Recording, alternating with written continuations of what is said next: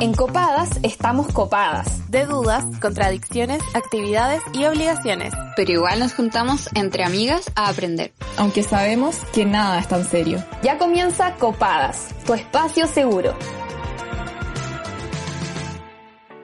Con respecto al cambio climático, la asociación lógica no se dirige inmediatamente hacia el patriarcado. Antes de considerar esa opción, son muchos otros los elementos que se nos vienen a la cabeza para hablar del problema multifactorial del calentamiento global. La industria de la ropa, de la carne y de la extracción de minerales parecen respuestas mucho más cercanas a que este planeta se esté yendo a la mierda. Pero todas esas industrias también tienen otro punto en común: la explotación desmedida, destructiva y vulneratoria de quienes no detentan la hegemonía, que son las mujeres, los animales no humanos, las comunidades y la naturaleza, respectivamente, aunque quizás también conjuntamente. Para nadie es un secreto que quienes intentan frenar o echar abajo proyectos que perpetúan la destrucción de ecosistemas son amenazados, hostigados, criminalizados o incluso suicidados. Un 13% de los activistas ambientales y defensores de la justicia ambiental del mundo son asesinados y otro 18% son víctimas de violencia, según un estudio de la Universidad Autónoma de Barcelona. Macarena Valdés es el caso más conocido en nuestro país, quien era una activista socioambiental que lideró la lucha contra la instalación de una central hidroeléctrica en el río Tranguil y aparentemente se suicidó. Pero tras su exhumación, y según los nuevos peritajes, no se confirma la existencia de signos objetivos que permitan sustentar que la víctima se hubiese encontrado con vida al momento de ser suspendida por un cordel o lazo a nivel cervical. En este país y en el mundo, proteger los ecosistemas es un peligro. Pone en riesgo la vida de quien lucha por estas causas y también la vida de su familia. El Acuerdo de Escazú es un tratado internacional que podría firmarse para proteger los derechos humanos de estos activistas, pero Chile se niega. El Estado opresor es un macho violador, y aquí se vuelve evidente que patriarcado, capitalismo y extractivismo son los tres hilos que mueven un mismo sistema, alimentándose mutuamente y destruyendo millones de vidas a su paso. Así comenzamos un nuevo capítulo de Copadas, encerradas, ya todo el año vamos a estar encerradas, así que acostúmbrense. Soy Camila Mañé y estoy conectada vía Zoom con mis amigas Lila Osorio, Toña González y la voz de la editorial Camila Monsalva. Le mandamos un saludo a las radios que nos retransmiten, al igual que siempre todos los capítulos. Un besito para la radio JGM, la radio Manqui, Radio Educativa, Sube la Radio. Y un saludo especial para nuestras y nuestros amiguitos de Mantra. A Sabri y a Carlito les mandamos muchos besitos y te caemos y cosas hermosas. ¿Quieres tener acceso a todos nuestros capítulos, recomendaciones y la biblioteca feminista? Entra a copadas.cl y encuentra este contenido y mucho más. Síguenos en Instagram, Twitter y Facebook para no perderte ninguna publicación. ¿Cómo están, amigas? Bien.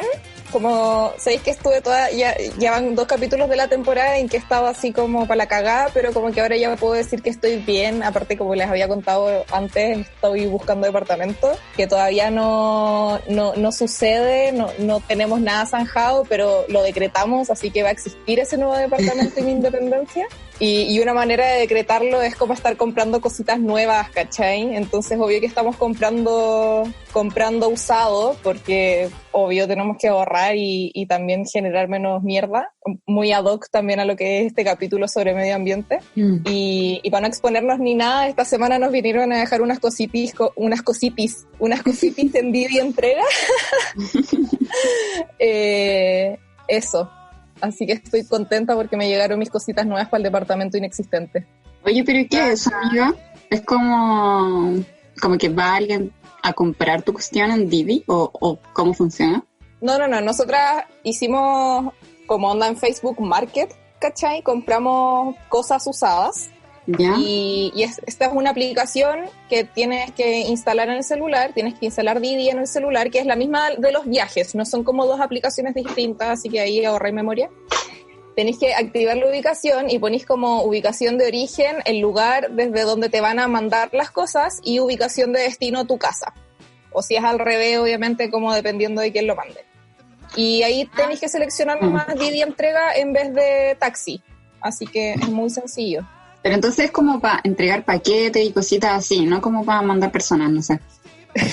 Claro, sí, pues, y aparte más barato, como que conviene harto igual. Qué bacán. Oye, y hablando de envíos, bueno, tenemos concurso en nuestro Instagram. Este domingo sorteamos 2 copias del libro Piñén de Daniela Catrileo para que vayan a participar. Solo tienen que poner cuál es su capítulo favorito de Copadas. Encuentro que es el concurso más fácil del mundo, ¿no?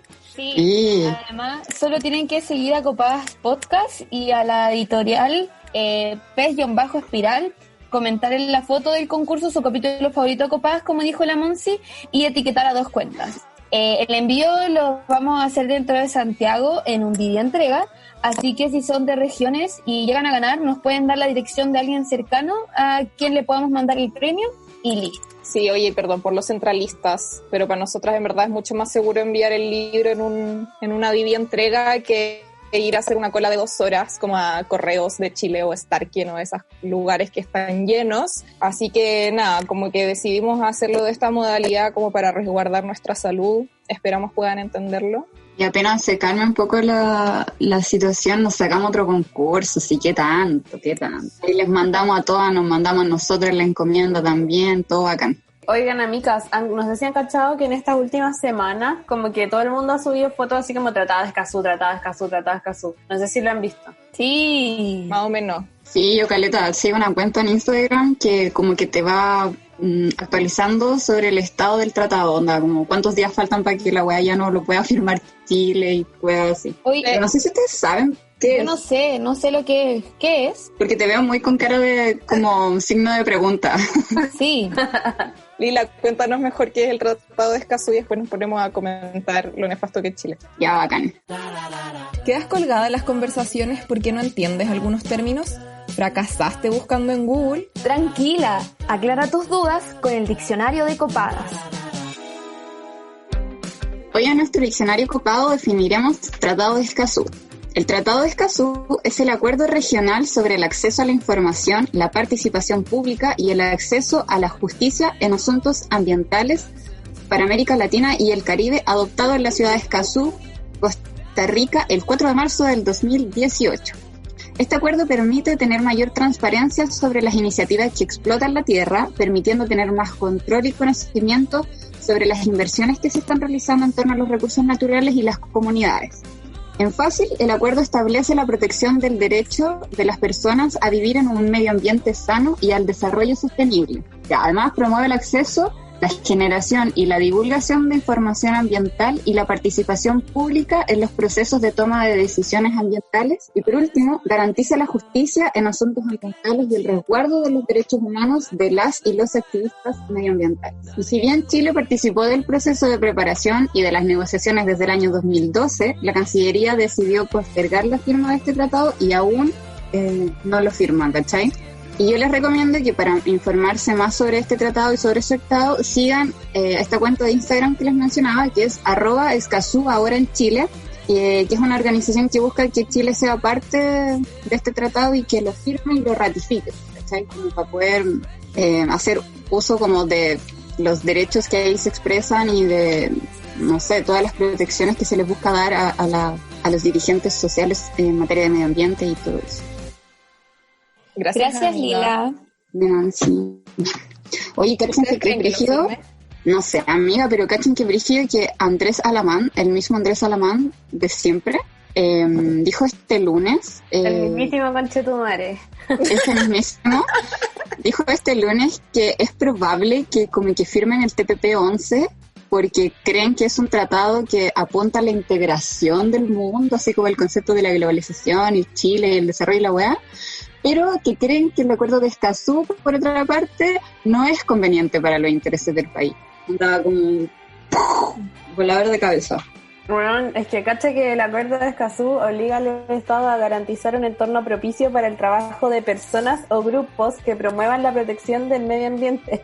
O sea, hay que darle reconocimiento y protección a estos grupos y siento que el Estado como que se los pasa por el hoyo, como que no solo no le importan, sino que también como que, bueno, los aportilla de todas las formas posibles, después los persigue igual. Los persigue, aparecen suicidados y todos suicidados de la misma manera, es muy XD, como, bueno, es terrible la weá y como que claramente no van a querer firmar este tratado si tienen que hacer eso y adoptar medidas para asegurar la participación del público desde etapas iniciales del proceso de toma de decisiones. Lo que menos quieren estos weones es como fomentar la democracia, ¿cachai? Menos en temas medioambientales y es como no sé, como que sacan estos programas así como demórate 3 minutos en la ducha y es como, weón, eso weón no va a servir de nada, ¿cachai? Es como, no sé, ponerte a barrer la arena en el mar, o sea, en la playa, como weón, por mucho que una barra la arena en la playa, como que la weón no se va a limpiar de arena porque es como, no sé, imposible nomás. Y así me siento cuando nos dicen como, pero dúchate 3 minutos. Como, no, y al final es como el discurso ya constante de este gobierno en que han intentado responsabilizar a la gente por la falta de liderazgo que ha existido y como de gobierno, weón. Onda, lo mismo está pasando con la cuarentena, ¿cachai? Es como, hoy que son irresponsables por ir al mall y es como, weón, tú estás soltando a toda la gente. Como que es tu responsabilidad, como asume tus responsabilidades en el daño socioambiental, que no solamente como medioambiental, socioambiental que existe en el país. Como que deja de decir que bueno, no hay energía porque me seco más de 2 minutos el pelo con el secador, ¿cachai? Como que no ese es el problema. Siento que en Chile hay demasiados conflictos socioambientales que no se le han dado soluciones y que siguen ahí, como ponte tú, ¿hace cuánto rato llevamos jugando con el TTP-11? Onda, weón, como que yo era pendeja, onda, hermano, no había dado como ni el 15, weón, ¿cachai? Y siento que siguen ahí, onda, tantos conflictos y que también se nos olvidan, porque como buenos chilenes, se nos olvidan las weas fáciles, po. Así que les quería proponer... Perdón, es que en este país pasan weas tantas weas como... Buenos días, weón, qué weón este reality. No hay mente que aguante tanta información, weón. Por eso vamos a la pregunta copada, a ver qué dicen nuestras auditoras. Eso mismo, bueno. Porque copadas lo hacemos todas, queremos escuchar tu voz. Opina con nosotras en la pregunta copada. ¿Qué conflicto medioambiental crees que se debería solucionar en Chile? El mar es un problema medioambiental que se debe solucionar. No puede estar tan contaminado, no puede ser tan explotado por empresas internacionales que finalmente arrasan con toda la flora y fauna marina, de que le quitan el trabajo a las familias que tienen una herencia cultural muy importante y que respetan de una manera impresionante lo que es el mar. Y al mismo tiempo ha sido súper vulnerado y se le ha entregado todo el derecho a las grandes empresas de vulnerarlo. El mar es algo que se debe resguardar ahora y siempre. Un conflicto medioambiental importante es la falta de áreas públicas protegidas por el Estado en la región metropolitana, que además enfrenta una mega sequía hace más de 10 años. Hoy día el fisco tiene 142.000 hectáreas en el Cajón del Maipo que podría perfectamente declararla Parque Nacional. Estamos levantando una campaña que se llama Queremos Parque, la cual invita a crear este parque. Deberían centrarse en la gran cantidad de zonas de sacrificio que hay en Chile, especialmente la zona de Quintero-Punchuncaví, ya que alberga una gran cantidad de termoeléctricas y en Chile no existe ninguna norma que regule las emisiones totales que hay en una zona. Solo existen normas que regulen las emisiones de una empresa por sí sola. Entonces el Estado debe hacer cumplir la de 19.300, en donde dice claramente que todos tenemos el derecho a vivir un ambiente libre de contaminación. Supuestamente la Dirección General de Aguas debe resguardar la certeza jurídica e hídrica para el desarrollo sustentable del país, cuestión que no se ha cumplido, ya que actualmente nos encontramos con un gran nivel de sequía, no solamente por las condiciones climatológicas del país, sino que también por la función que ha desempeñado el Estado al respecto, ya que se le ha otorgado derechos de aprovechamiento de agua a personas jurídicas que han agotado el recurso hídrico de comunidades que se van a abastecer por camiones aljibe. Un conflicto socioambiental que se viene dando hace bastante tiempo y que no ha sido visibilizado.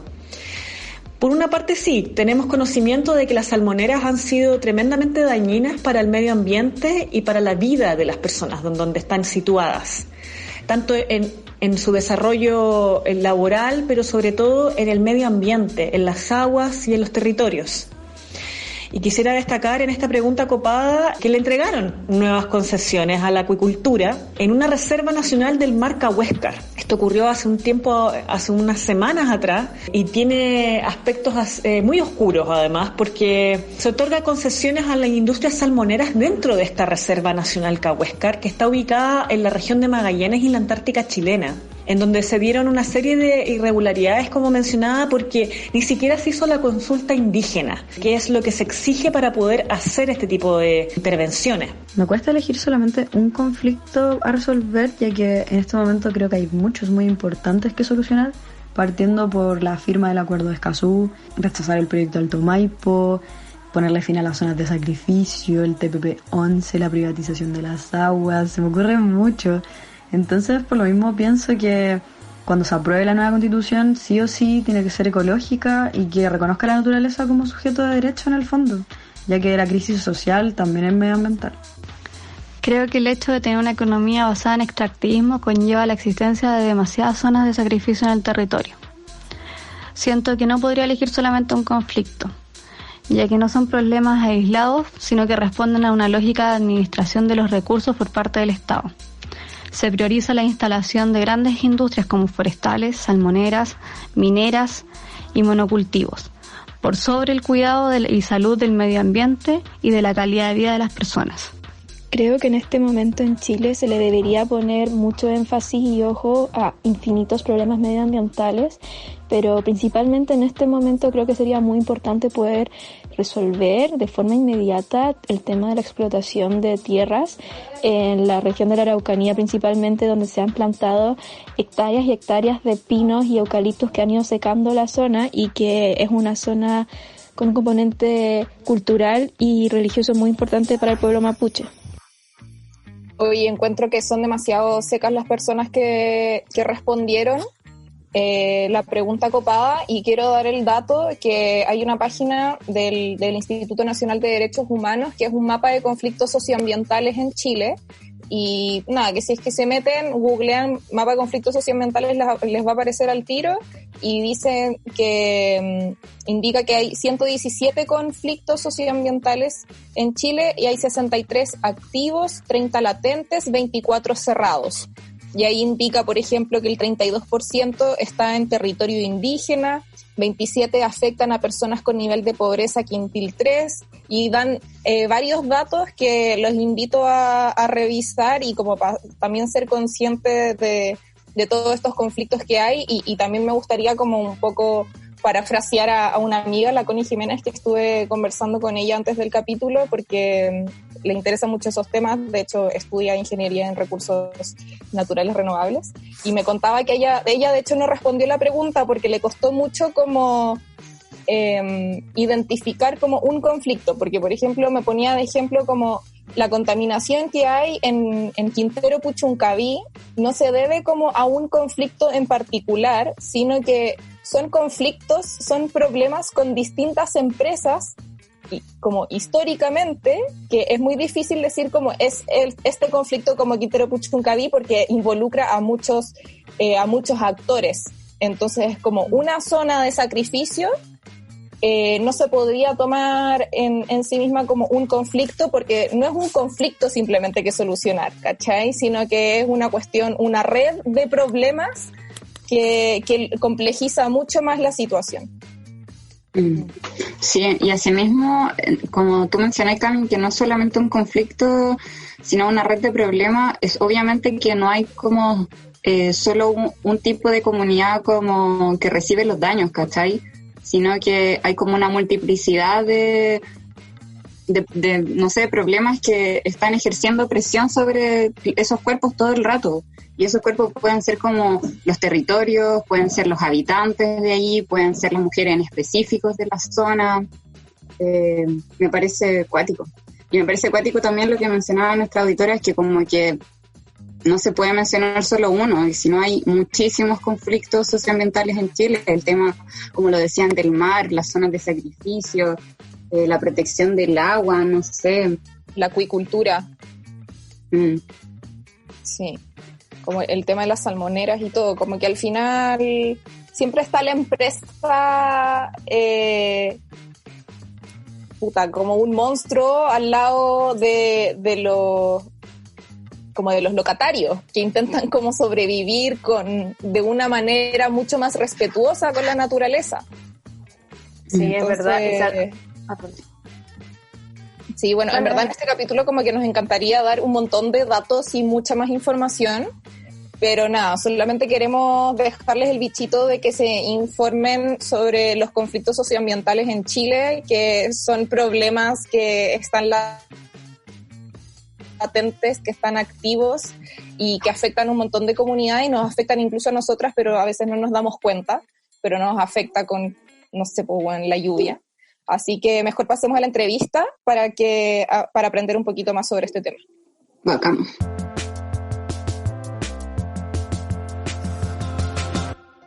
El día de hoy tenemos como entrevistada a Francisca Fernández Droguet. Ella es antropóloga, doctora de estudios americanos e integrante del Movimiento por el Agua y los Territorios y del Comité Socioambiental de la Coordinadora Feminista 8M. ¿Cómo estás, Francisca? Muy bien, muchas gracias por la invitación. Siempre es tan importante reflexionar y dialogar, así que muy agradecida. Nosotras estamos muy contentas de tenerte el día de hoy. Estamos como nerviosas y emocionadas, como ¡ay, es una grande que vamos a tener acá! Así que queremos partir rápido preguntándote como todo. Perdón, Cami, ¿qué ibas a decir? Sí, que yo leí estoy leyendo el libro de la Sofía Brito, donde hay un artículo tuyo que se llama Por una Constitución Feminista, que se los recomiendo, y ahí yo leí tu artículo y fue como, ella es la indicada, ella tiene que ir a Copadas. Así muy que, bien, nada, mucha admiración por aquí. Oye, y bueno, este programa es un programa feminista y nos gustaría como partir este capítulo con una pregunta media general y como bien dura, que es ¿cómo se relaciona el extractivismo con el patriarcado? Onda, justifiquemos esta entrevista primero de por qué estamos hablando de medio ambiente en Copadas.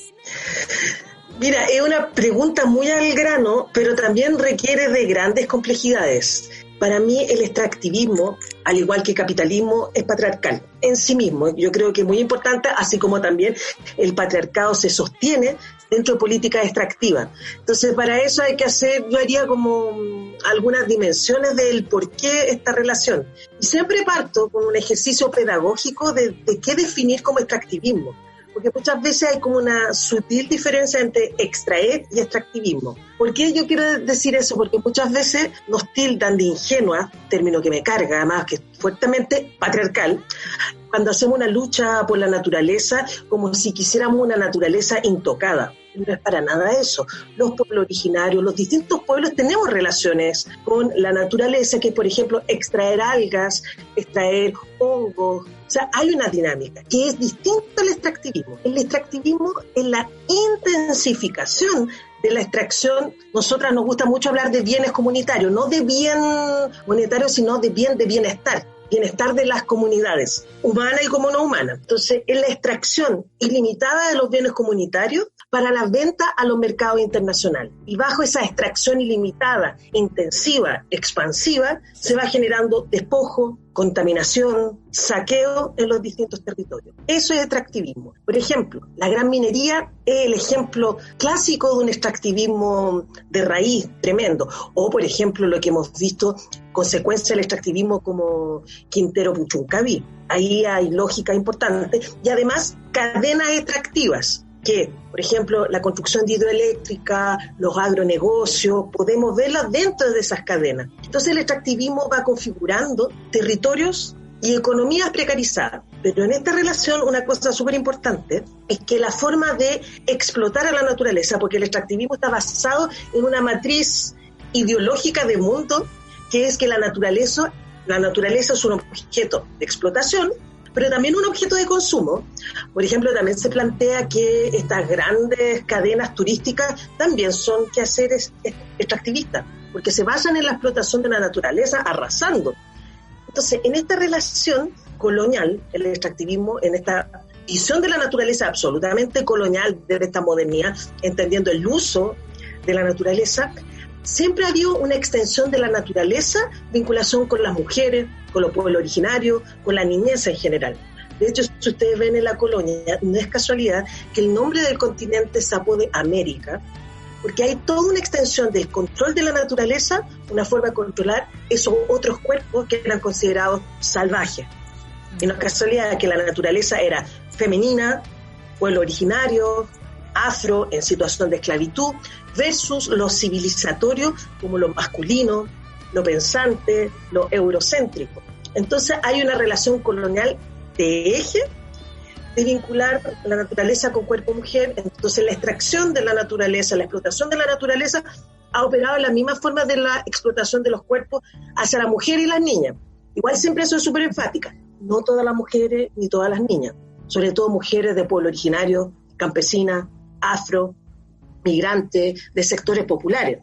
Y por eso siempre es importante esta mirada entretejida de las opresiones, porque también decir las mujeres demasiado general, tenemos que ser como súper específica en esta construcción colonial, opresora de la naturaleza hacia cuerpos de mujeres, niñas y disidencias. Entonces, ahí hay una relación. Y por otra parte, el extractivismo construye y genera economías masculinizadas y territorios masculinizados. ¿Y a qué nos referimos con economías masculinizadas? Es que las cadenas económicas, tanto en la producción como el consumo, como la distribución de estos bienes, es absolutamente dentro de lógicas patriarcales. Las mujeres y las disidencias con los trabajos más precarizados, con subempleo, con empleos feminizados.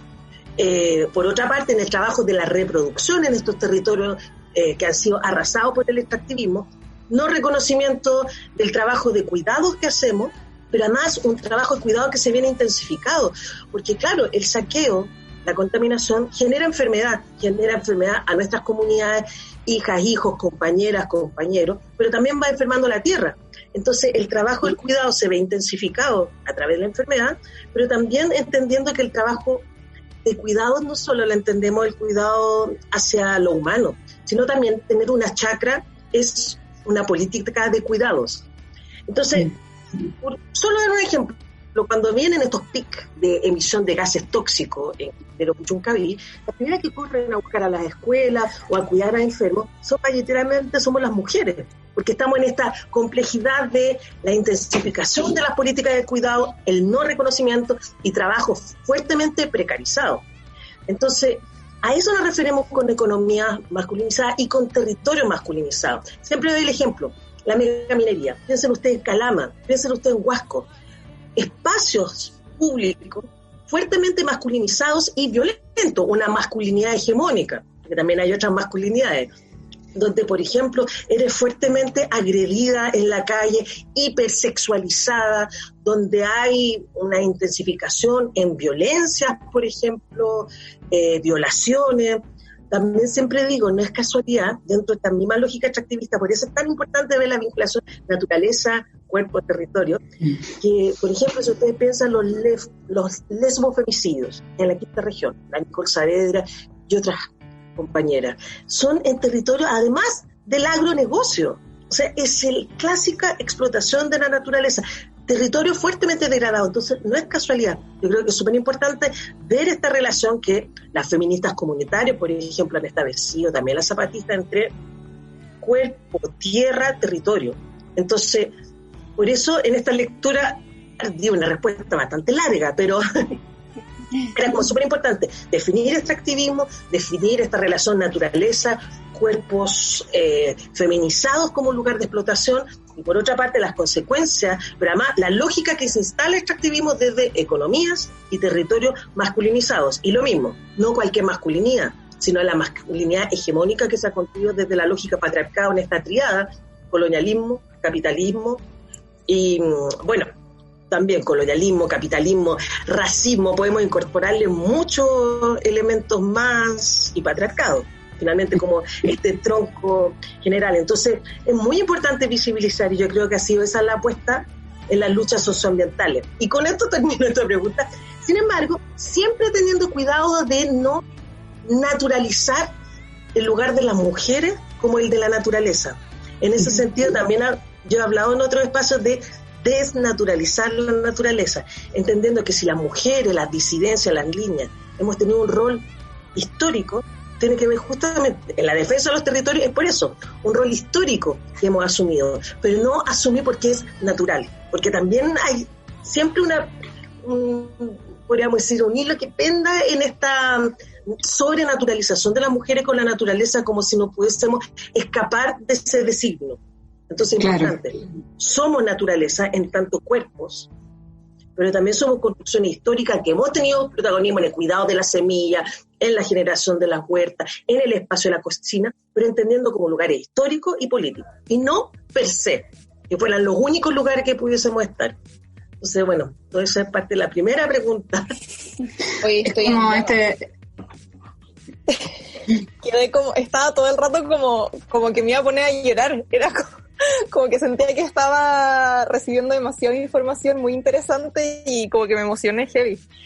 Gracias por esa respuesta, aunque sea larga. Sí, pues además ahí después podemos ir desmenuzando, profundizando algunos elementos. A mí me parece súper importante que tú, Francisca, mencionara el colonialismo como parte importante de esta triada que relaciona el extractivismo con el patriarcado, sin olvidar el capitalismo también.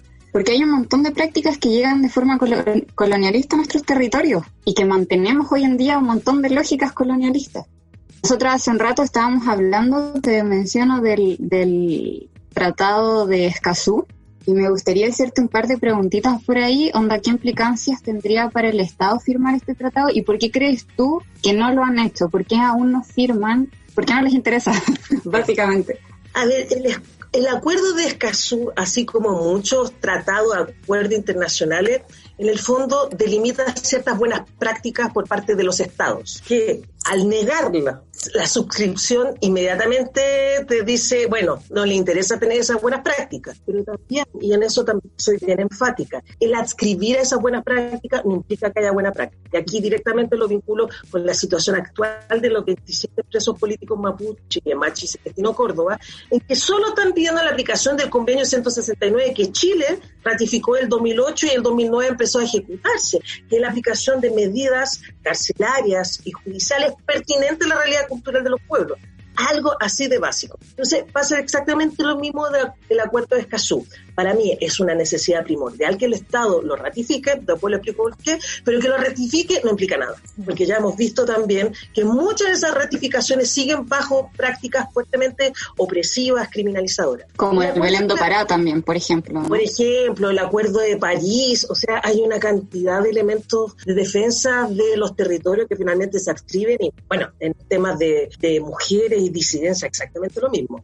Entonces, el Acuerdo de Escazú, una de las cosas importantes que posee es que establece la necesidad, primero, de mecanismos participativos para justamente la generación de proyectos económicos. O sea, que la comunidad realmente se garantice que las distintas colectividades participen en algún momento de esos procesos como un acto de buena fe respecto a la implicancia que puede tener un proyecto económico en su territorialidad. Pero por otra parte, otro componente importante del Acuerdo de Escazú es la protección y la visibilización de la defensa de defensores y defensoras de los territorios. Además, no es casualidad y ustedes lo sabrán, se calcula que año a año se asesinan entre 200 a 300 defensores y defensores de los territorios, donde el primer continente que tiene el pic de asesinato es América Latina. No es casualidad, es un horror. Entonces, el Acuerdo de Escazú, justamente haciéndose cargo de esta situación geopolítica de nuestro continente, es que visibiliza la necesidad de proteger a las y los defensores. Lo vuelvo a insistir, imagínense, ni siquiera lo ratifica. Y a la hora que lo ratifica, veamos qué tan certeramente se aplica. Ya tenemos ahora el 22 de agosto, se cumple 4 años del asesinato, el feminicidio empresarial de Macarena Valdés Muñoz, en el marco de su rechazo a la construcción de una hidroeléctrica de paso en la comunidad en Panguipulli, que visibiliza la complejidad de lo que estamos hablando. Entonces, claro, si ustedes me preguntan por qué no lo firman, porque primero no les interesa la protección y defensa de la gente que está reivindicando sus territorios. Ahí hay un gesto político muy claro. No ratificamos porque no nos interesa, pero es más, no solo no nos interesa, sino también que asediamos y criminalizamos. Claro. O sea, es insólito que hayamos tenido un lonco, Alberto Bucaramil, recibiendo el equivalente al Nobel Verde, el Goldman, mientras estaba encarcelado. Es insólito que una machi que había ganado el caso en contra de la tala de su bosque nativo, Machi Francisca Limponado, después se la vuelva a 2 veces penalizada por el asesinato de Lucas Macay. O sea, Es insólito. Entonces hay un gesto político. Niego, pero además criminalizo. Francisca, ¿tú nos podrías contar cuál es el problema que representa el Código de Aguas y por qué es una de las demandas del MAT que el Código de Aguas sea derogado? Gracias por la pregunta, que además está necesaria. Además, creo que lo bueno que tanto la revuelta como la pandemia nos ha hecho repensar la necesidad urgente de entender la multidimensionalidad del neoliberalismo. O sea, como que yo siento que las luchas socioambientales durante muchas décadas se vinculó como a situaciones muy específicas, hasta situaciones de privilegio, gente como de clase media alta, por llamarle de alguna forma, y ahora podríamos decir que no responde para nada. Hoy es absolutamente vinculado a la lucha de los territorios, a la lucha de la vida, a sostener las vidas, pero también a la naturaleza. Hay otra matriz.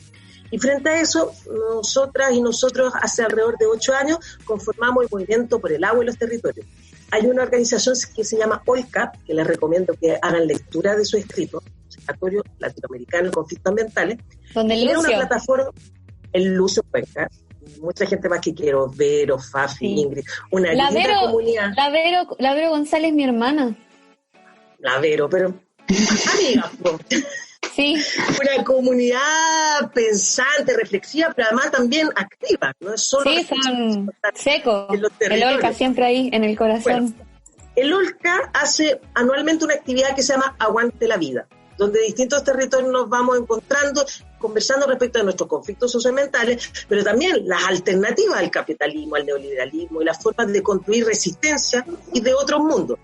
Yo soy parte de la recuperación de un Cerro Blanco en Recoleta, hace 20 años que estamos ahí, y tenemos un bloque andino de danza y música, y yo participaba en el Aguante como bloque andino, apoyando a más distintas movilizaciones socioambientales, feministas, mapuche.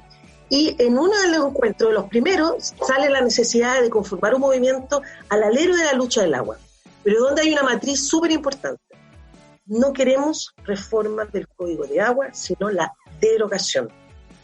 O sea, es destruir eso, y ahí viene nuevamente el debate que se nos viene este año, que es una matriz que ha privatizado y ha generado un mercado de las aguas producto de la Constitución de 1980. Ustedes saben que la Constitución de 1980, Jaime Guzmán, que nos pesa hasta el día de hoy, crea la lógica de lo que se llama Estado subsidiario. ¿Qué es un Estado subsidiario? El Estado subsidiario es que el Estado participa en la política pública social cuando el mercado y los privados no lo están. O sea, ¿qué está diciendo eso? Dejando a la palestra de todos nuestros elementos, vivienda, salud, educación, aguas, a manos de privados. Y producto de eso se genera el Código de Aguas de 1981, que si bien reconoce que el agua es un bien nacional de uso público, la forma de adquirir el agua es a través de la figura de derechos de aprovechamiento. Tan horroroso que en Chile tú puedes comprar, vender, arrendar y hasta hipotecar derechos de agua. O sea, es la mercantilización, la privatización, que además de forma monstruosa, yo les cuento, hay cuencas que están sobreotorgados sus derechos de agua. O sea, se han vendido más derechos de agua que la capacidad de recarga hídrica que tiene la cuenca. O sea, estamos hablando de algo insólito. Yo hace unos meses atrás tuve que exponer con unos compañeros y compañeras en Brasil. Meses atrás, yo creo que ya va mucho más tiempo, que con la cuarentena me imagino que nos pasa que perdimos el sentido de realidad. Debe haber sido ya como hace un año ya. Yo les llevé un recorte del Mercurio, de los avisos económicos el domingo, mostrándole remate de ríos. O sea, para que visualizaran la envergadura de la privatización del agua. En Chile se rematan ríos, se rematan, sí, compra el río, los derechos de agua. O sea, eso estamos hablando. Sobre los otorgados, estamos hablando de una treintena de comunas que no tienen acceso al agua. A más cosas insólitas, lugares donde hay mucha lluvia, como por ejemplo Chiloé, hay comunas que no tienen agua, que tienen escasez hídrica. Entonces, ¿qué decimos nosotras? La escasez hídrica es producto de un modelo de explotación de la naturaleza, producto del Código de Agua, que se ve intensificado con el cambio climático. Pero no es solo cambio climático. Y segundo, nunca hay que olvidar que el cambio climático es producto de un actuar humano, que es el capitalismo. No toda, yo soy como súper enfática en esto, y energética también. Cuando dicen, bueno, los humanos somos los culpables del cambio climático, ojo, no, son los empresarios, son los estados, son las lógicas centrales, son las lógicas de los privilegios. Un comunero, una comunera no es parte de ese imbrincado que ha generado el cambio climático. Es la humanidad, en tanto humanidad capitalista neoliberal, que explota los bienes comunitarios. Entonces es súper importante. Y además también decir que el cambio climático es como cuando hablan de cambio climático pareciera una entidad casi natural o sobrenatural, y hay que darle contexto histórico, político y económico. Entonces en Chile la escasez hídrica es producto de la gestión hídrica, de la privatización, que es justamente vinculado al Código de Agua. Entonces, ¿qué decimos? Derogar el Código de Agua generando un nuevo cuerpo normativo. Y ese cuerpo normativo requiere de 2 elementos centrales. Primero, cambiar la Constitución. Claro. Por eso, además, nosotras también, una de nuestras primeras demandas, antes de este boom, es Asamblea Constituyente, plurinacional, feminista, socioambiental. O sea, también con esos distintos ejes. Porque, obvio, si queremos derogar el Código de Agua, tenemos que derogar la Constitución. Claro.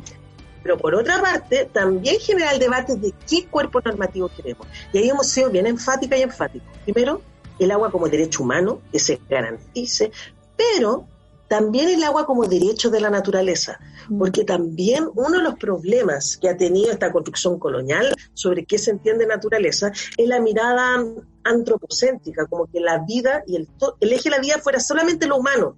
Entonces nosotros decimos, el agua para las comunidades, pero también el agua para el equilibrio, la restauración de los ecosistemas. Por eso hablamos también de los derechos de la naturaleza, y es por eso que el año pasado hicimos Cabildo por el Agua, justo al iniciarse la revuelta, lo teníamos planificado antes. Hicimos alrededor de 70 cabildos, Arica, Magallanes, donde finalmente generamos una propuesta, un decálogo sobre los derechos de las aguas, o sea, los propios derechos que tiene el agua de fluir libremente, y gestión comunitaria de las aguas, que sean las comunidades, en la pluralidad de lo que entendemos por comunidad. Porque muchas veces cuando hablamos de comunidad, que la gente se imagina comunidad campesina, indígena, estamos hablando mucho más, comunidades migrantes, colectividades urbanas. También dentro del espacio urbano somos comunidades, somos colectividades, los barrios son comunidades. Y por eso yo siempre les digo que creo que en el marco de la revuelta volvió a tomar auge la idea de lo comunitario, lo colectivo, a través, por ejemplo, de la consolidación de asambleas territoriales o la intensificación del ejercicio colectivo. Entonces, nada, a derogar el Código de Agua y a crear una conjuntamente con estas distintas lecturas que deben ser esenciales a la hora de cómo pensar nuestro vínculo con las aguas. Oye, me encanta. Solo quiero hacer un pequeño asterisco de todo lo que dijiste, que le doy like, retweet, todo, me lo tatué en el corazón, y que el problema no es el calentamiento global que desencadene la sequía y que ya no haya más agua, por ejemplo, como mencionaste en Chiloé. No es que el agua se vaya a ir a alguna parte, como que el agua escapó de nuestro planeta, se evaporó toda, ¿no? El agua la tienen las empresas, la tienen secuestrada, ¿cachai? Y la tienen alejada de la gente y de las comunidades. Pero además es importante entender, muchas veces también cuesta entender que el agua somos distintos, existen distintos cuerpos de agua. Nosotras somos cuerpos de agua, los glaciares, las pomponeras, los bofedales, hasta las sanitarias que tienen que ver con el agua potable que finalmente utilizamos. Entonces, también es integrar una multidimensionalidad de qué entendemos por agua también. Y eso nos va a ampliar el horizonte, porque por darle un ejemplo, y ahí sigo con la Capi, que parece que te hace una reflexión. Dicen ahora que minería sustentable. Ojo, no hay minería sustentable, yo en eso estoy trabajando. Pero bueno, le llaman minería sustentable a la explotación del litio. Pero ojo, el litio es explotación de las salmuneras, que es agua en los salares, es extractivismo puro. Y le llaman energía limpia o renovable porque el uso que se le hace al litio como batería son para los autos eléctricos. Pero entonces también tenemos que tener esta perspectiva entrelazada, porque ¿de qué nos sirve no contaminar a través de autoenergéticos si la producción de esas baterías a costa del litio arrasando un territorio y además explotando y chupando el agua? Entonces, por eso es súper importante. Siempre de estos análisis ven la cadena completa. Cami, tú querías decir algo, parece. Sí, o sea, que también asumo que, quizá aquí pego de ignorante, pero asumo que porque justamente tienen secuestrada el agua, estamos en pleno agosto y no ha llovido una gota. Como que ¿Dónde está el ciclo del agua que nos enseñaron en enseñanza básica, en la realidad? Si es que al final esa agua no se está evaporando, no se está condensando, no está cayendo, como estamos en agosto y no está lloviendo, como que claramente hay un problema. Igual hay que ser clara que en centro de Chile y el centro y centro norte es verdad que las lluvias han ido decayendo históricamente. Lo que pasa es que nuevamente lo que hablamos del engranaje, tú misma lo dijiste claramente, el ciclo hidrológico, si ustedes se acuerdan del ciclo hidrológico, además se lo enseñaría a Piñera, porque después le voy a hacer el comentario, el ciclo hidrológico, ustedes se acuerdan, llueve, el agua escurre, se van alimentando las fuentes que son los ríos son los brazos que van generando, además transmitiendo nutrientes, sedimentos, peces, y esto permite que las cuencas abastezcan de esto. Hay aguas que quedan subterráneas, que además hay aguas que son milenarias, como los glaciares, por ejemplo, que son aguas milenarias que están ahí, y finalmente después llegan al mar, donde hacen un nuevo ciclo, hay un proceso ecosistémico importante, y después retornan. Ya ustedes recordarán. Una de las barbaridades mayores que he escuchado fue una de las propuestas para enfrentar esta situación de escasez hídrica del gobierno de Piñera, que eran carreteras hídricas del sur de Chile, para llevarla hasta la cuarta región, para zonas de escasez, pero que al mismo tiempo esas zonas de escasez son zonas de monocultivo, por ejemplo, de palta. Entonces, cuando una ve escasez en Petorca, es por el monocultivo de palta, no solo, por insistir, hay escasez de lluvia, es una realidad también, no estoy diciendo que no, pero esto se intensifica por el uso y la privatización de la agua que han hecho los empresarios de la palta, el oro verde. Entonces él decía, bueno, pero además propuso otra dimensión, o sea, dentro de la reflexión decía, porque además esta carretera hídrica vamos a ayudar a esta zona en escasez, porque el agua se pierde al llegar al mar. O sea, realmente yo tengo 2 hijos y mis hijos rápidamente le podrían decir a él, el agua no se pierde al llegar al mar, es parte del ciclo hidrológico. O sea, ¿de qué estaba hablando? De que, ¿cómo se va a perder el agua al llegar al mar? Está cumpliendo la función cíclica. No sé, por eso es horroroso cuando dijeron eso. Entonces, no hay agua que se pierda, por favor, hay que entender, es parte de los ciclos, es parte del funcionamiento ecosistémico, es parte de la forma de carga hídrica, de los flujos hidrológicos en general. Y por otra parte, trasladar agua es finalmente atentar también contra los territorios, es romper la dinámica ecosistémica. Entonces es muy grave pensar en ese tipo de solución. ¿Cuál es la solución acá? Derogar el Código de Agua, nuevamente volvemos a lo mismo. Y que la prioridad sea para los consumos humanos de las colectividades y para la restauración y la mantención de los ecosistemas. Por eso nosotras hablamos de derogar el Código de Agua y hablamos de los derechos de la naturaleza. Oye, Fran, y para Fran, yo ya te tuteo, así como que Fran, cuéntamelo todo. Para entender también otras cositas, me gustaría preguntarte... Se sabe que estamos en un escenario en que las relaciones entre chilenos y el pueblo mapuche en el sur están súper tensas, y sabemos que una de las principales luchas de los mapuches en el Gualmapu es contra las forestales. Yo te quería preguntar, ¿cuáles son los efectos que tienen las plantaciones de pino y eucaliptus, así como las plantas de celulosa en la tierra y las comunidades también? Bueno, de hecho ahí tu hermana un gran aporte en este trabajo sobre justamente de incivilizar. Nuevamente vamos a volver a esta idea de ecosistema y de engranaje. Los bosques nativos, por algo se llaman nativos, son parte de los flujos y podríamos decir de las propias dinámicas de cada cuenca, subcuenca y de un ecosistema. Son parte de un organismo viviente. Por eso yo soy súper enfática en señalar que tenemos que entender la naturaleza como cuerpos vivientes, donde cada una de las entidades va generando distintas funciones. Entonces, cuando tú empiezas a integrar agentes externos a esa dinámica natural, hay ciertos elementos que tú tienes que resguardar. Y en esto yo soy súper enfática. No estoy diciendo así, no, ningún organismo externo, ¿no? De hecho, los mismos pueblos trajeron plantas, trajeron árboles de las dinámicas territoriales. Pero una de las características fundamentales que tiene la naturaleza es la biodiversidad, que creo que es una categoría fundamental. En la naturaleza no existe la monoproducción, el monocultivo. En ninguna parte de la naturaleza tú vas a ver solamente la existencia de un tipo de árbol. Entonces la biodiversidad es el eje constitutivo de los ecosistemas. Y donde algunas veces entidades externas se van adecuando a esa dinámica de biodiversidad.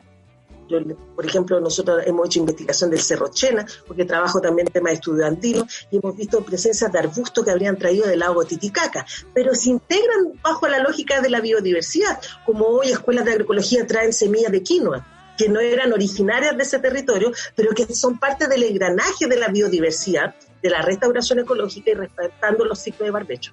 Entonces, ¿qué trae el efecto del monocultivo, cualquiera que sea? Es justamente bajar la riqueza de los nutrientes y cortar con la biodiversidad, cortar con el flujo, cortar con el ciclo. Inmediatamente cualquier entidad que es a partir del monocultivo te genera un territorio degradado. Y eso me parece para los árboles, para las plantas, para el tipo de cultivo. Y además, para decir, el pino no lo reconocemos como bosque. Eso es súper importante decir. Hablamos de monocultivo. En realidad, para ser más precisa, no deberíamos hablar ni siquiera de árboles ni nada, sino de monocultivo. Entonces, la lógica del monocultivo es el principal eje. Pero ya, además, el monocultivo vinculado a la generación de estas forestales para su explotación como celulosa, lo que va generando primero, no sé si ustedes saben, cada pino chupa una cantidad de agua, pero así demencial, o sea, son la cantidad, yo en este momento ya ni recuerdo, pero de verdad es insólito, puede equivaler hasta en algunos casos a una gran extensión de bosque nativo. O sea, además de quitar la riqueza de nutrientes y de cortar el proceso biodiverso del ecosistema, chupa muchísima agua. Significa que, literalmente, un monocultivo de pino es igual a una zona de escasez hídrica. ¿Qué genera ese ciclo?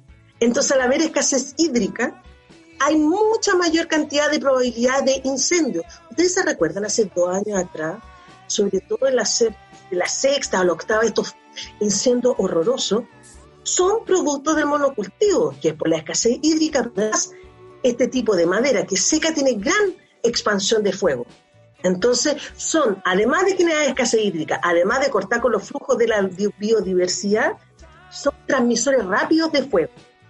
Y finalmente, otra de las características es que también el monocultivo utiliza tipos de elementos de control de plaguicida, pero además genera larvas que van generando contaminación cruzada en los territorios. Entonces, además, vemos que se matan otros seres vivos en ese entorno, generando grandes posibilidades de plagas. Los pinos son emblemáticamente entidades que generan plagas. Entonces, ¿qué es lo fundamental? No es cualidad externa lo que genera la peligrosidad para los territorios, sino su lógica de monocultivo. Entonces, siempre decimos, no hay que hablar de bosques, sino de monocultivo, en este caso la forestal. Entonces, ¿qué vemos ahí? No es casualidad que además los territorios más degradados sean territorios mapuche, porque por una parte, Gualmapu tiene uno de los principales elementos de biodiversidad territorial con la presencia de bosque nativo, pero por otra parte, estas empresas forestales de celulosa se instalan en territorios que ya desde lógica coloniales estatales han sido fuertemente intervenidos por el Estado, fueron entregadas a colonos y colonas en un cierto periodo para supuestamente producir, y que luego además con la contrarreforma en la dictadura y después todos los procesos de parcialización intensificaron la privatización de las tierras. Además, con una cosa insólita, el Código de Aguas también operó dividiendo el agua de la tierra. Entonces, por ejemplo, la CONADI ha entregado territorio a comunidades indígenas, pero sin los derechos de agua. Entonces, tú como comunidad puedes tener esos derechos, pero no tienes los derechos de agua. Entonces, estamos en una situación de escasez hídrica, estamos en una situación de criminalización y asedio constante estatal, y por otra parte, una situación en que lo que se garantiza es la lógica de los privilegios de esas entidades forestales, y no el bienestar de las comunidades, y para qué decir de la naturaleza. Entonces, nuevamente, disculpe, las respuestas son un poco largas, pero requieren demostrar todo el engranaje. No, gracias por eso. Quería hacer un comentario sobre lo que decía de los incendios. A mí me carga que cuando ocurren ese tipo de desastres se les llame onda la prensa y como que todo el mundo lo tiene muy integrado, como llamarlos como desastres naturales, cuando al final, así según yo, como que se invisibiliza cualquier factor humano y empresarial que tienen en ese tipo de desastres, que al final no es por la naturaleza así como, uy, ¿qué pasa? Sino como que al final tiene una raíz que, como bien dices tú, como que radica simplemente como en las empresas, el poder del empresariado y del Estado. Son producto de un modelo energético de producción y de consumo. Entonces es súper importante visibilizarlo ahí. Me acuerdo una amiga muy querida una vez me dijo, Pancha, ¿te has dado cuenta que en los bosques una de las características mayores es que los bosques tienen sonoridad? Los pájaros, las hojas, el viento, es todo una sonoridad propia. Y los monocultivos no hay sonido, es el silencio absoluto. No hay vida. O sea, si tú piensas en un monocultivo, es el silencio. Entonces ahí estamos hablando de lo que hay ahí. Ahí no hay vida, hay plantación de muerte. Bueno, estamos conversando con Francisca Fernández Droguet. Ella es antropóloga, integrante del Movimiento por el Agua y los Territorios, feminista también, e integrante de la Coordinadora Feminista 8M. ¿Se acuerdan que el año pasado fue la COP25, también hace como 50.000 millones de años? Sí. Donde la ministra Schmidt hizo un tremendo papelón ahí y fue una vergüenza internacional. A pesar de que ha pasado el tiempo, la ministra parece que como que no ha pescado, no ha escuchado las críticas y ha estado como desaparecida sin decir nada. ¿Qué acciones podría ejecutar el Ministerio de Medio Ambiente para mejorar un poco la relación que tiene nuestro país con la naturaleza? Uy, qué complicado, porque creo que también se vincula un poco con lo del Código de Agua. O sea, por una parte hay que derogar estos distintos cuerpos normativos, no solo el Código de Agua, sino el DL 701, que incentivó el monocultivo a manos del Perú, que además está vinculado con el pinochetismo, o sea, todo el engranaje. Entonces, parte de derogar una serie de códigos, de tratados, de campo legislativo, hay que reestructurar de raíz también la institucionalidad vinculada al cuidado del medio ambiente. O sea, creo que el Ministerio del Medio Ambiente, desgraciadamente, el Ministerio y no sus trabajadoras y trabajadores, eso es súper importante. Por ejemplo, el sindicato de funcionarios se movilizaron con nosotras y nosotros en una acción que hicimos fuera del Ministerio exigiendo la firma del acuerdo del Escazú. O sea, muchas veces los trabajadores y trabajadoras del Ministerio han tenido propuestas muy interesantes y han estado muy preocupadas y preocupados de realmente que haya una gestión participativa, informativa respecto a los proyectos que se están generando en distintos territorios. Entonces, en ese sentido, lo quiero ver más como una superestructura de lógicas de poder, de privilegio vinculadas absolutamente dentro de la ministra, que además creo que no saben casi mucho, por no decir nada, respecto a temas medioambientales.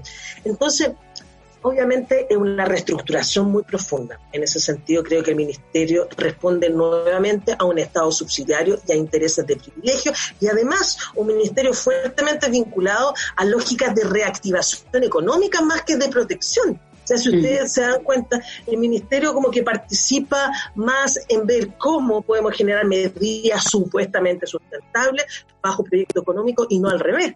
Cómo pensar lo sostenible de vincularnos con la naturaleza y desde ahí que las políticas se vayan adecuando a esa visión.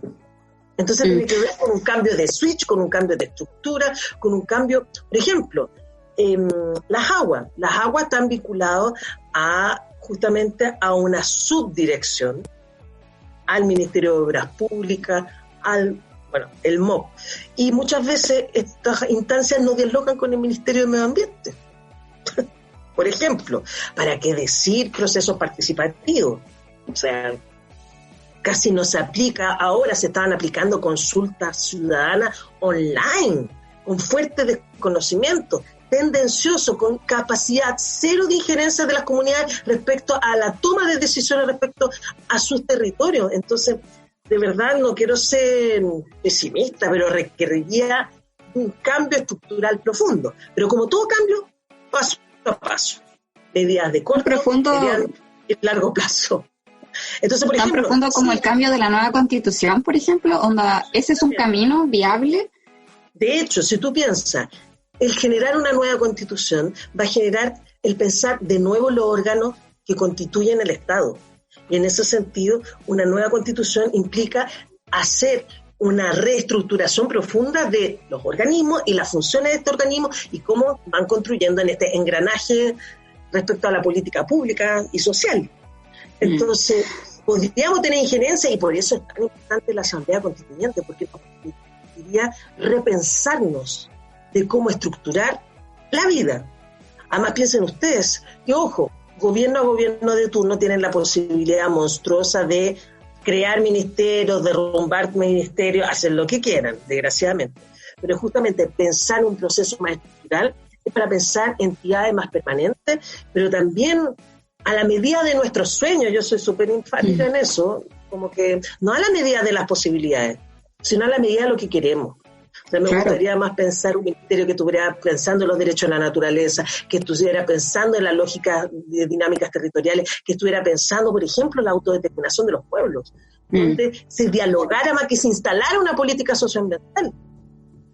O sea, al final de cuentas, también es necesario, disculpa, que me llega tarde y pensé que había terminado, es necesario que el Estado se defina de otra forma cómo se vincula con todos los estamentos, al final con la naturaleza misma, cómo se vincula a sus instituciones, cómo se vincula con las comunidades, y no solamente comunidades, y con los territorios también, por ejemplo. Y voy a sumar una complejidad. Yo soy cada día más crítica a la figura del Estado. O sea, en el fondo, por una parte, nuestra complejidad, creo mucho más en los proyectos autonómicos, creo mucho más en la autodeterminación que las colectividades urbanas como rurales podamos construir. Mucho más que en el Estado. Pero eso no quita que justamente todos estos sectores, movimientos sociales y pueblos, tenemos que estar tensionando todo el tiempo hacia esta figura que es el Estado, que es un organismo, para justamente el resguardo de los derechos, para justamente el resguardo de nuestras prácticas. Entonces, si tú me preguntas, para mí el Estado, desgraciadamente, no es el lugar de la transformación, pero sí es el lugar que yo quiero incidir para que podamos transformar y se resguarden los procesos propios, territoriales.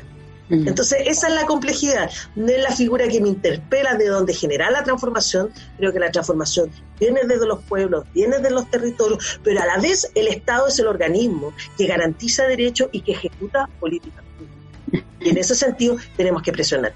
Es un poco lo que me pasa con el debate del aborto. O sea, el aborto libre, seguro y gratuito es interpelar al Estado, pero en el fondo lo que estamos hablando es que nosotras queremos construir la soberanía de nuestros cuerpos. Pero interpeló al Estado, que tiene que garantizar las condiciones mínimas de salud para que las mujeres podamos abortar en condiciones de seguridad y de dignidad. Entonces ahí está la complejidad. Pero yo en lo personal no es el lugar que me interesa construir. No es el lugar que me interesa desde dónde construir el Estado. Entendiendo que hay otras compañeras, compañeros que sí, y que le tengo respeto en esa construcción, pero por lo menos desde mi historia personal, comunitaria, colectiva, no es el lugar que me interesa desde dónde ir situando el proceso de transformación. Pero siempre voy a estar, y ustedes mismas con este mismo espacio, tensionando ese espacio y disputando. Gracias, Fran.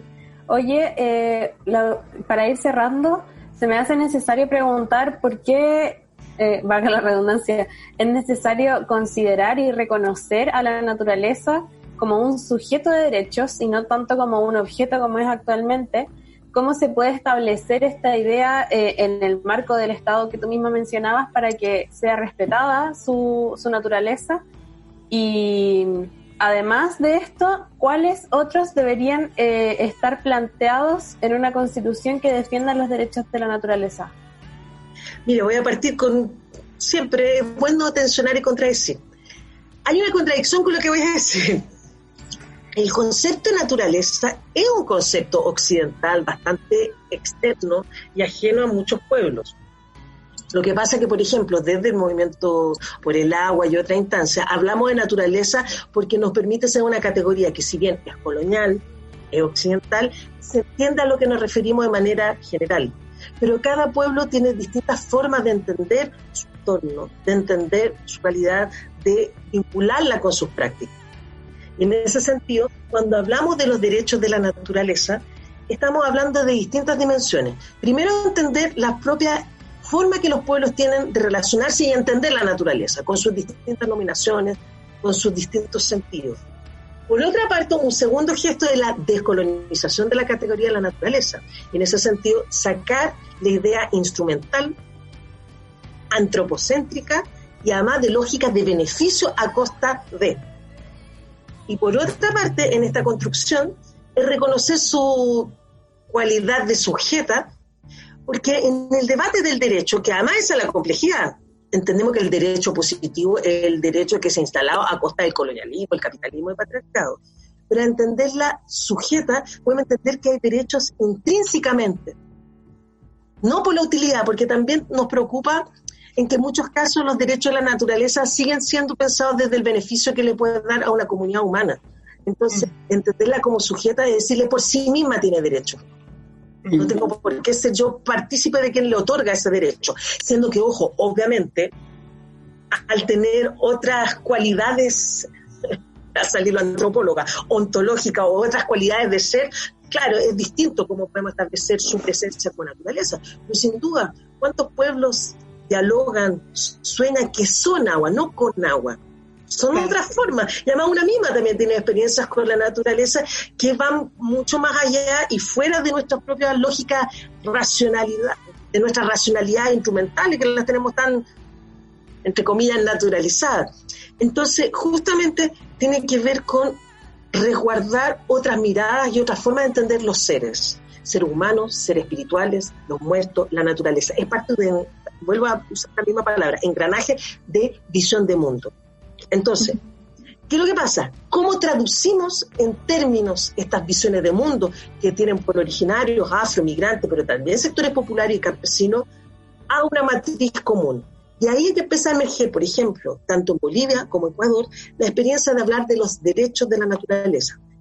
Es así que, por ejemplo, existe un tribunal de los derechos de la naturaleza en que el año pasado, en el marco de la Cumbre de los Pueblos, que habíamos hecho de manera paralela con 25, que no se hizo, pero la Cumbre de los Pueblos sí, y un tribunal donde llevamos casos emblemáticos de conflictos en el marco del extractivismo. Entonces hay un tribunal que está haciendo este ejercicio. Ecuador integró los derechos de la naturaleza en la Constitución y Bolivia hizo una carta que se llamó Los Derechos de la Madre Tierra.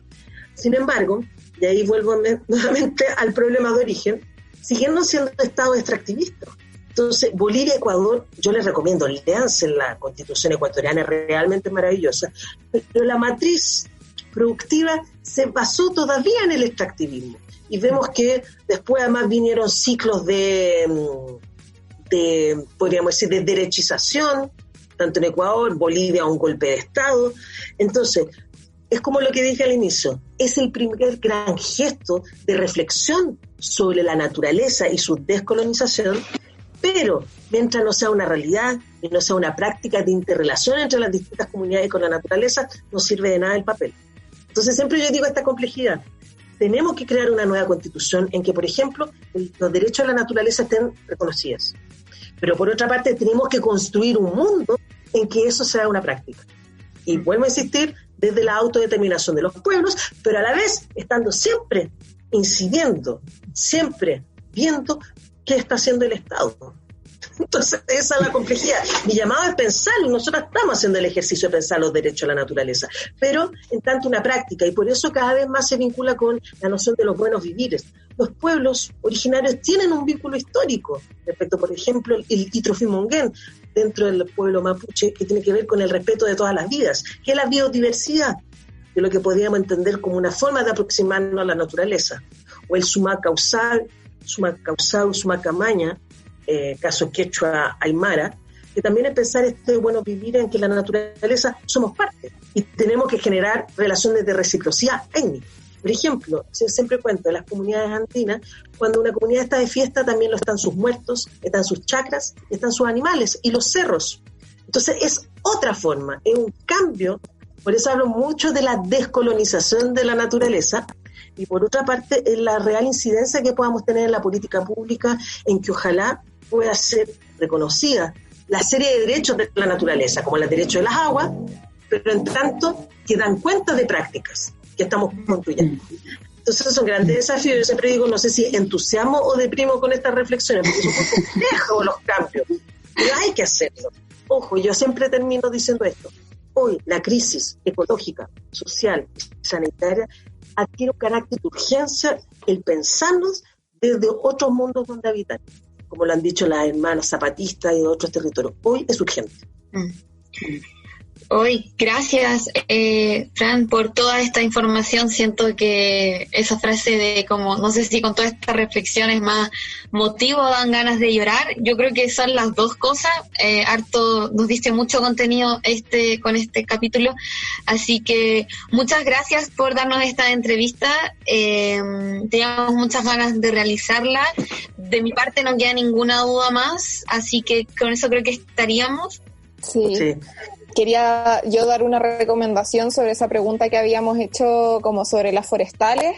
Nosotras en el sitio de Copadas y en nuestras redes sociales recomendamos varios documentales y películas para entender el conflicto en el Wallmapu, y ahí hay un documental que se llama Plantar Pobreza, donde explica súper bien el negocio de las forestales, por si es que les interesa conocer más ese tema y profundizar en las palabras de Francisca. Así que gracias, yo en verdad quedé fascinada con la entrevista y no sé por qué no habíamos hecho este capítulo antes, como que estoy así muy, muy contenta, muy satisfecha, muchas gracias. Muy agradecida y quisiera solamente ser súper enfática en la necesidad hoy de la libertad de los presos políticos mapuche y de asumir además una mirada muy fuerte de los pueblos contra el racismo. Yo creo que se nos viene una arremetida en el mundo y en estos territorios racistas, no solo hacia los pueblos originarios, sino también hacia las y los migrantes, que nuestras reflexiones, tanto críticas al patriarcado, al capitalismo, al colonialismo, tienen que estar ancladas en nuestra lucha antirracista. Así que con eso quisiera terminar. Sí. Ya, entonces nos despedimos. Chao. Muchas gracias. Besitos, gracias por escucharnos. Chao, gracias. Igual tú.